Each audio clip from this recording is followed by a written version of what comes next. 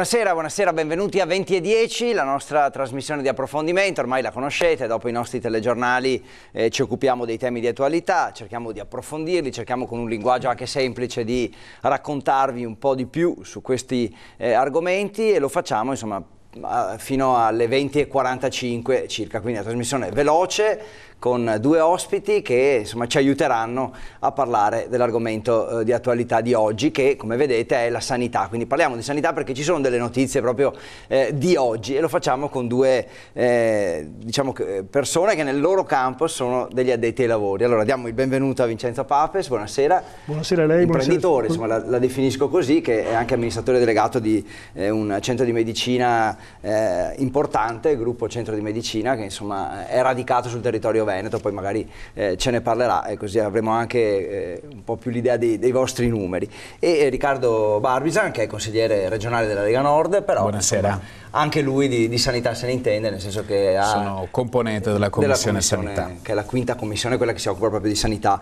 in Veneto. Perché dicevo attualità? Perché proprio oggi il governatore del Veneto Luca Zaia è stato a Roma, ha incontrato il ministro Lorenzin, alla Corte dei Conti ha parlato dello stato di salute, ecco, questo è un gioco di parole che mi consentirete, della sanità veneta, e ha anche detto insomma due cose fondamentalmente: se tutti imitassero il modello veneto, il risparmio sarebbe enorme per l'Italia, e ha portato delle cifre che finora ancora non si conoscevano, e poi si è detto favorevole all'abolizione dei ticket nazionali. Facciamo un mini punto della situazione su questo, così sentiamo proprio le parole del governatore e poi ne discutiamo insieme. Ecco il servizio.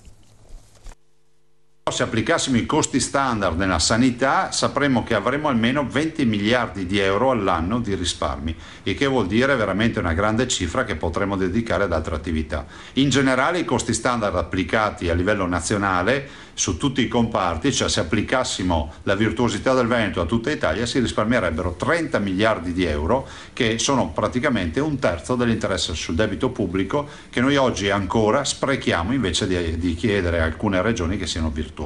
Non ci sarebbero disomogeneità tra regioni e soprattutto non sarebbe tollerato il buco di alcune amministrazioni, considerando come l'89% del rosso a livello nazionale sia a firma di sole 5 regioni. In soldoni, è il caso di dirlo, è il discorso che il governatore Luca Zaia oggi ha fatto a muso duro al ministro della Salute Beatrice Lorenzin, ricordando poi come il Veneto sia l'unica regione a statuto ordinario a rispettare i parametri imposti a livello nazionale. A Roma, infatti, il presidente del Veneto ha consegnato lo schema del risparmio in occasione del vertice al Ministero sull'ipotesi di cancellare il super ticket nazionale di 10 euro e tutti i ticket regionali. Ho invitato il governo a togliere il super ticket, quello famoso dei 10 euro, e di far togliere tutti i ticket regionali. Voglio ricordare che i ticket regionali sono applicati da quasi tutte le regioni tranne il Veneto. Chiedo anche che si faccia una revisione di tutto quello che riguarda codici bianchi e codici verdi per l'accesso al pronto soccorso, perché di conseguenza tutto è collegato. Le 5 regioni imputate, ha detto poi, curano male, spendono troppo ed esportano pazienti in altri territori con costi che deve pagare l'intera collettività. Usando il nostro metro operativo, aggiunge Zaia, il Paese potrebbe risparmiare 1 miliardo e 350 milioni di spesa farmaceutica, 4 miliardi sui costi giornalieri di ricovero, 1 miliardo e 400 milioni sulle gare d'appalto, 800 milioni sulla gestione dei ticket e ancora 17 milioni di spesa per il personale utilizzando la gestione informatizzata. Si avrebbero inoltre 1 milione di ricoveri in meno senza rinunciare all'alta qualità delle cure.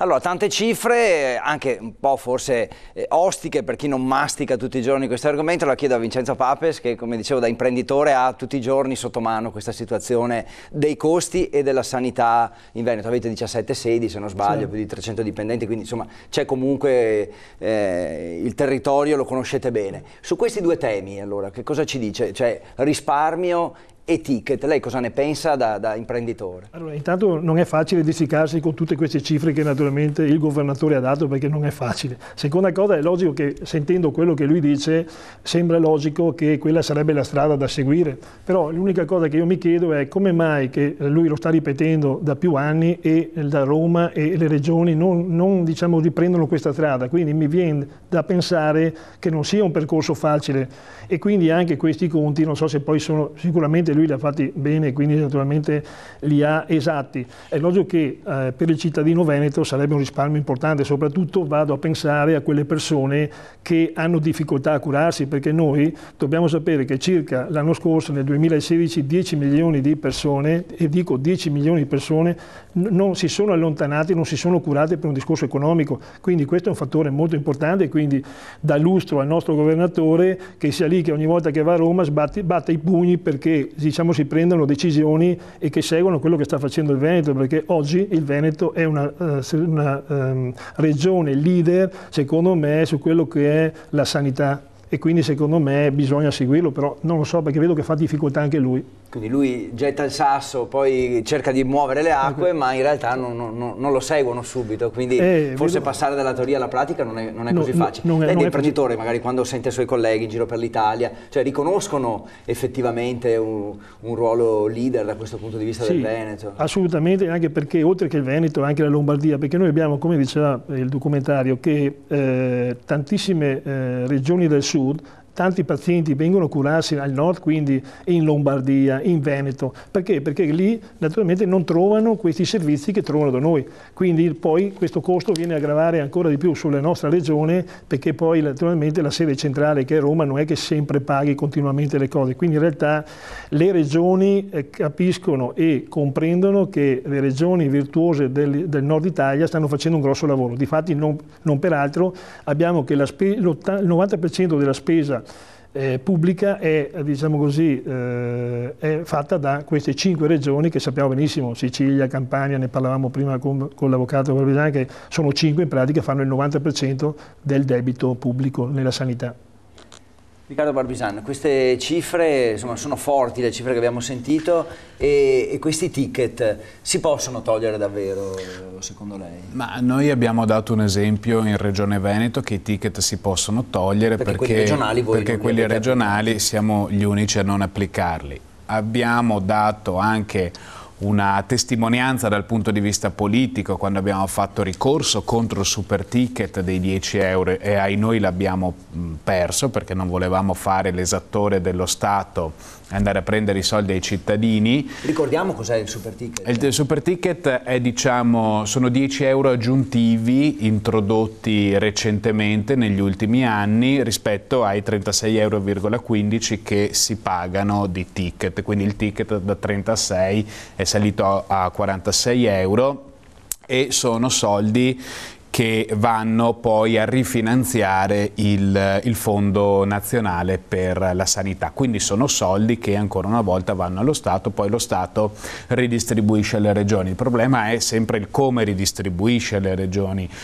Noi lamentiamo il fatto che la virtuosità non viene premiata e che invece viene premiata le deficienze storiche delle altre regioni, cioè chi tanti anni fa spendeva tanto e dava pochi servizi buoni ai cittadini continua ad essere finanziato per lo stesso numero di prestazioni e però diciamo che non riesce a migliorare il servizio, cioè vi sono regioni dove si spende tanto e si danno pochi servizi, vi sono regioni dove si spende meno e si danno tanti servizi e di migliore qualità. Come il Veneto. Togliere il super ticket da 10 euro secondo noi è possibile. E Zai ha anche detto che il Veneto è l'unica regione a statuto ordinario a rispettare i parametri imposti a livello nazionale, è un'altra frase che ha detto oggi. Sì, c'è sempre questa disparità tra regioni a statuto speciale e a statuto ordinario. Sappiamo che c'è stato anche un problema in conferenza Stato-Regioni sul riparto sanitario per quest'anno perché, se ricordo bene, Sardegna e Friuli Venezia Giulia non hanno voluto acconsentire a rinunciare a una parte del loro per ridistribuirlo alle altre regioni, rinunciare a una parte del loro in quanto sono già regioni fortunate che possono godere di uno statuto speciale, di tasse proprie e di una compartecipazione a ciò che i cittadini pagano. Una parte di questo appunto rimane nelle loro regioni. Nelle altre regioni non è possibile E allora per equiparare questo si era chiesta da parte loro uno sforzo che non è venuto, e questo fa ancora più rabbia ai cittadini veneti, ai politici veneti, che cercano insomma un po' di tirare la ciglia e far andare bene il sistema ulteriormente, e questa questione dell'autonomia sta diventando sempre più pressante. Non c'entra direttamente con i ticket, ma sicuramente con il risparmio. Un grande tema di cui si discute in queste settimane, l'azienda zero, la riorganizzazione delle ULSS, sono comunque temi che immagino riguardino direttamente il risparmio. Da imprenditori come si fa a far quadrare anche questi due aspetti della sanità? Ma guarda, io penso che l'azienda zero sia una cosa azzeccata, nel senso che secondo me noi vedremo i risultati di questa operazione fra 3 e 6 anni, perché naturalmente è un'organizzazione molto importante, e questo tipo di organizzazione ha portato dei benefici in più direzioni. Cioè, primo intanto ha diviso chi eroga i servizi sanitari da chi naturalmente fa determinati servizi, quindi sta mettendo, diciamo così, 2 situazioni diverse, e quindi anche qui avremo dei risparmi. Soprattutto cosa succede? Che riducendo le ULSS avremo sicuramente dei risparmi di gestione molto importanti, perché io li vedo di due maniere questi risparmi. Uno, che si ridurranno alcuni doppioni, cioè vuol dire alcuni reparti che sono doppi non hanno più senso di esistere, tra virgolette, in aree molto vicine, e questo è un risparmio. Dall'altra parte avremo un beneficio, perché quei reparti in cui saranno, diciamo così, messi insieme daranno dei servizi di maggior qualità, perché noi dobbiamo andare a cercare dei servizi di qualità. Non è importante avere tanti servizi, secondo me è importante averli di qualità. Faccio un esempio. Uno che deve andare a partorire, non so, da Codognè va a partorire a Conegliano, sono 12 km. Quella invece che dovrebbe partire da partorire da Vittorio per andare a Conegliano, sono 12 km. Che differenza fa tra una e l'altra? Non è la stessa cosa, non sono cittadini sempre, diciamo così, trevigiani. Quindi in realtà è solo una questione di mentalità, ma dobbiamo pensare che la sanità non possiamo più averla sotto casa. Dobbiamo pensare invece che vogliamo una sanità ottima, che quando abbiamo bisogno e abbiamo problemi importanti andiamo negli ospedali e troviamo, diciamo così, prestazioni, l'eccellenza, piuttosto che avere tanti servizi di bassa qualità. Quindi io la vedo in prospettiva un'operazione molto interessante. E quindi con dei benefici per i cittadini, cioè se cambierà qualcosa cambierà in meglio. Assolutamente. E per voi imprenditori sarà più difficile? Anche qui dobbiamo pensare che la sanità nei prossimi 5 anni cambierà moltissimo, ci saranno più richieste, perché naturalmente a fianco all'azienda zero io penso e prevedo che ci sarà una richiesta di maggior sanità, e quindi anche per noi, diciamo, imprenditori privati o privati convenzionati ci sarà diciamo così, un aumento di prestazioni, perché le richieste aumentano, primo perché la popolazione sta invecchiando, secondo perché la popolazione vuole delle prestazioni subito e veloci, e quindi noi siamo complementari alla struttura sanitaria, diciamo così, convenzionata, e in questa maniera naturalmente lavoriamo insieme in una collaborazione, chiamiamola collaborazione, che può essere anche un po' di concorrenza sana, che secondo me al sistema porta solo dei benefici, sia per diciamo, i cittadini che sono dei pazienti, e sia anche, diciamo così, alle strutture che naturalmente fanno un loro percorso. Questo è un po' il tema anche pubblico-privato.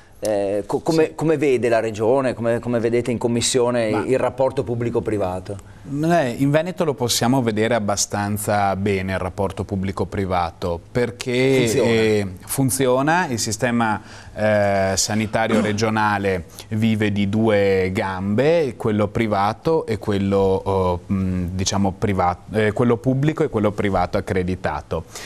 Riusciamo a contenere gli accreditamenti e la spesa per gli accreditamenti tanto in quanto noi facciamo andare bene il servizio sanitario regionale pubblico. Che cosa significa? Che così vuol dire che ci sono delle strutture che ricevono dei soldi dalla regione per svolgere delle prestazioni che altrimenti il servizio sanitario regionale nelle strutture pubbliche farebbe difficoltà a erogare ai clienti negli stessi tempi e nella stessa qualità.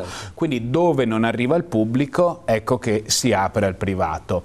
Questo va bene nel momento in cui vi è complementarietà, nel momento in cui vi è organicità e nel momento in cui il privato non mangia il pubblico. Questa è la situazione del Veneto. Io adesso ho qua un po' di dati, ma insomma... qualche numero possiamo darlo, se ma per esempio, non so, parlavamo dei ricoveri, per esempio, meno del 20% dei ricoveri in Veneto è effettuato in strutture private accreditate. Vuol dire che il cittadino veneto ancora, nella stragrande maggioranza dei casi, quando pensa di ricoverarsi, trova spazi, trova strutture, trova servizi nelle strutture pubbliche. Vi sono casi in cui vi è la necessità del privato.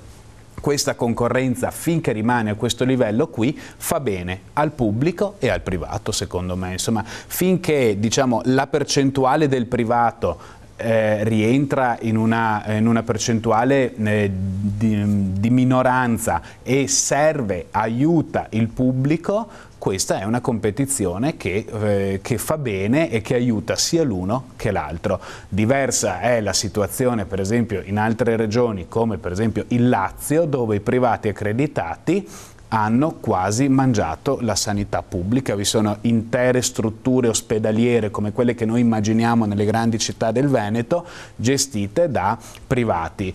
Questo è, secondo me, un fallimento della politica e della sanità pubblica. Pensino che nel Veneto il privato convenzionato pesa per il 6,5%, no? Che è la più bassa, diciamo così, insieme a un'altra regione è la più bassa percentuale che c'è in Italia. Questo cosa dimostra? Dimostra che la struttura privata funziona bene, ha sempre funzionato bene, sta funzionando perché il privato naturalmente più di tanto non è cresciuto per questi motivi. Insomma. Certo. Ci fermiamo un attimo, ripartiamo da qui, una brevissima pausa, poi ripartiamo da questo argomento.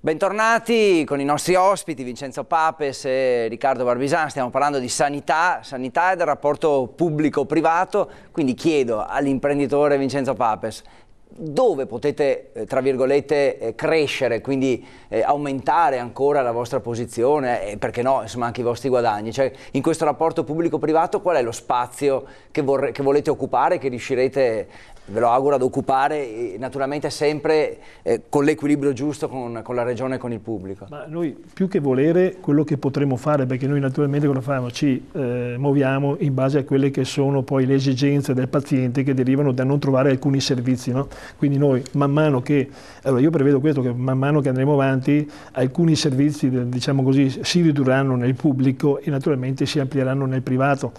Ma sono quei servizi che naturalmente noi valuteremo man mano che ci sarà la richiesta e quindi lì pensiamo di allargare quelle che sono le nostre prestazioni. Comunque, voglio dire, noi veniamo dal privato e quindi, diciamo così, aspettiamo i tempi che, diciamo così, ci permetterà la normativa e ci permetterà poi gli eventi, insomma. Certo. E il passo successivo adesso, secondo lei, quale può essere? Adesso, visto che insomma in Veneto c'è qualità, c'è prestazioni elevate, tempi d'attesa, insomma tutto sommato mi pare nell'ambito italiano. Io non voglio, buono. Dove andiamo? Perché poi ogni volta che dico così qualche cittadino mi chiama e mi dice che aspetta una visita da giusto. Io ieri ho chiamato il CUP dell'ULSS per avere una visita e andrò domani a Motta, oppure sarei potuto andare la settimana prossima al San Camillo a Treviso. Direi che ho avuto la riprova di un sistema che insomma funziona, ecco, con tutte le criticità e con tutte le difficoltà che ci sono quando si erogano milioni di prestazioni all'anno. Su milioni di prestazioni può succedere il caso, succede, e siamo qua per ascoltarlo e per cercare di risolverlo e che non succeda più. Ma dove va la sanità? La sanità del Veneto va intanto nel implementare e rendere organica quella che è la riforma che abbiamo appena fatto.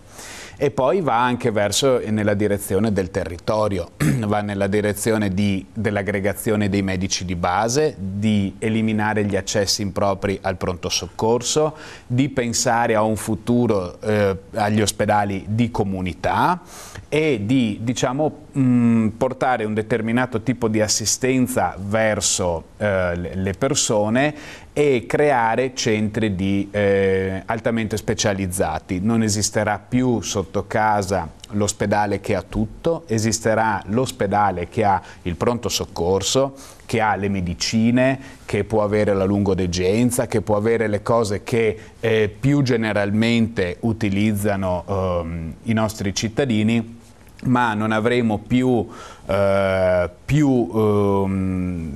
di uno punto dove nella stessa provincia, per esempio, si opera l'orecchio o si fa l'anca. Ecco, queste cose noi cercheremo di conglobarle, coinvogliarle in un unico punto all'interno di ogni ULSS. Questo cosa ci permette? Ci permette intanto di aumentare la qualità del servizio, perché una persona più operazioni fa di quel tipo, maggiormente e meglio gli riescono. Questi sono i dati che ci sono, che arrivano da ogni studio sulla sanità pubblica. E l'altro di poter risparmiare, eliminare i doppioni che dicevamo prima. È inutile tenere aperti 6 reparti che fanno la stessa cosa. Noi in provincia di Treviso di ospedali ne abbiamo un numero abbastanza congruo, direi, tra ospedali pubblici e privati accreditati, e dobbiamo cercare di fare in modo che ognuno di questi sia un punto di riferimento per alcune branche specialistiche. Barbisano ha parlato di territorio, insomma anche voi siete molto legati al territorio, perché pur essendo insomma, un gruppo, diciamo, tra virgolette grosso, avete deciso di rimanere legati al territorio. Io così da uomo della strada leggo che però, non so, potrebbe essere qualche gruppo straniero interessato, fondi di investimento, eccetera. C'è questo pericolo magari che, insomma, eccellenze del nostro territorio possano sfuggire al controllo dei nostri imprenditori? Ma guardi, questo che sta dicendo lei è già successo, quindi è già storia, perché se andiamo a vedere nel 2016 in Veneto è successo che più di qualche azienda è passato in mano, diciamo così, a questi gruppi stranieri che arrivano e che stanno facendo un po' man bassa. È logico che noi come gruppo Centro di Medicina stiamo cercando di raggruppare più aziende possibile per creare un gruppo che sia saldamente nella regione e possa naturalmente dire la sua.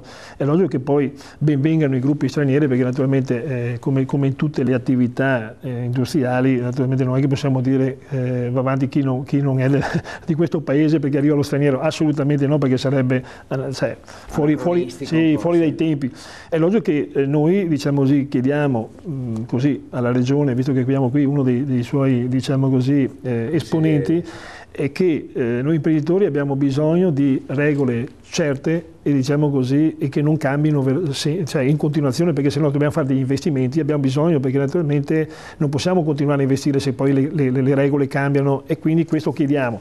Per quanto riguarda il discorso degli stranieri che arrivano, ahimè, come nell'industria, anche nella sanità stanno arrivando. Ecco, l'unica cosa che stiamo attenti, perché magari a volte questi stranieri arrivano più che per fare industria, fanno finanza. Se fanno finanza ho qualche dubbio sulle prestazioni, ma mi fermerei qui. Sugli investimenti anche, e sugli investimenti e sul personale che poi avremo diciamo così, all'interno delle strutture. Ecco, io volevo dire un'altra cosa, che noi privati stiamo anche, diciamo così, muovendoci in un altro, nella terza, diciamo così, nella terza, chiamiamoli pilastro, che sono le mutue e sono i fondi integrativi. Sono delle organizzazioni che stanno venendo avanti molto importanti, e tramite questi player che sono a livello nazionale tantissime prestazioni verranno erogate privatamente tramite questi, diciamo così, questi organismi che sono, ripeto, fondi integrativi. Si parla di welfare aziendale, quindi noi oggi vediamo nelle nostre strutture che stanno aumentando del 20-30% ogni anno queste prestazioni che passano tramite questi canali. Oggi queste prestazioni sono visite, sono esami, sono diagnostica, sono fisioterapia, sono altro, ma adesso piano piano stanno arrivando anche alcuni interventi. Quindi il privato o privato convenzionato che farà degli investimenti, che si organizzerà, avrà la possibilità di lavorare tramite questi canali che stanno diventando sempre più importanti, e nei prossimi anni lo diventeranno veramente importanti. Regole certe chiedono gli imprenditori, la Regione come risponde? Ma la Regione credo che sia pronta da questo punto di vista ad avere regole certe e pianificazione strategica. Ora si sta chiudendo, si è chiuso il piano sociosanitario, è scaduto recentemente, qualche mese fa. Noi abbiamo l'ambizione di fare un nuovo piano sociosanitario e non lasciarlo scaduto come era successo qualche anno fa prima dell'ultimo piano sociosanitario. Abbiamo questa ambizione, una grande ambizione, per cui bisognerà parlare con il territorio, parlare con i sindaci, parlare con i professionisti, le categorie, chi lavora in ospedale, i cittadini. Faremo tantissime audizioni in commissione, già ne abbiamo fatte molte per la riforma della sanità. Tra le persone che andremo a audire certamente ci saranno anche le associazioni di categoria di chi fa il privato all'interno del mondo della sanità, il privato convenzionato, il privato accreditato, per capire come continuare per i prossimi 5 anni a tenere questo modello, a farci una concorrenza sana, a dare l'idea al cittadino veneto che comunque quando si sente male e quando ha qualche problema non deve fuggire dal Veneto, ma cercare un ospedale veneto, perché lì trova professionalità, qualità. Questo purtroppo non succede in tutta Italia, e quando il cittadino veneto ha in mente questo vuol dire che ha esperienza di buone pratiche e di buone cure, e poi l'ospedale nel quale va interessa poco che sia privato accreditato o che sia del sistema sociosanitario regionale pubblico. Però ecco, dobbiamo fare un piano che continui a mettere nella testa dei cittadini veneti che siamo una regione nella quale ci si cura bene, non solo perché ci piace dirlo, ma perché i dati lo dicono. Con cittadini sempre al centro. Siamo un po' in chiusura, però una battuta volevo chiedervi legata a questi ticket ancora, ma soprattutto alla proposta, insomma, dei giorni scorsi di legarli al reddito. Cosa ne pensate da pubblico e, diciamo così, da privato sulla proposta del Ministro che diceva i ticket a seconda di quanto uno dichiara, insomma, nella sua dichiarazione dei redditi? Ma guarda, io sono favorevole, nel senso che penso che chi ha avuto la fortuna nella vita di avere un'attività oppure di svolgere una professione che le permette di poter vivere e potersi curare bene, se eventualmente quando paga un ticket maggiore sicuramente non è quello il problema. Quindi io sono favorevole a questa introduzione, perché è giusto che in Italia o nel Veneto si curano sia quelli che hanno le possibilità e anche quelli che non hanno le possibilità. Ma noi nel nostro piccolo l'abbiamo fatto perché quando c'è stato imposto il super ticket da 10 euro c'è stata data almeno la possibilità di calmierarlo tra chi guadagnava oltre i 29.000 euro lordi all'anno come reddito familiare, chi oltre e chi sotto. Quindi chi è sotto paga 5 euro, chi è sopra paga i 10. Il principio della progressività è previsto dalla Costituzione, non ci vedo nulla di male neanch'io in questo.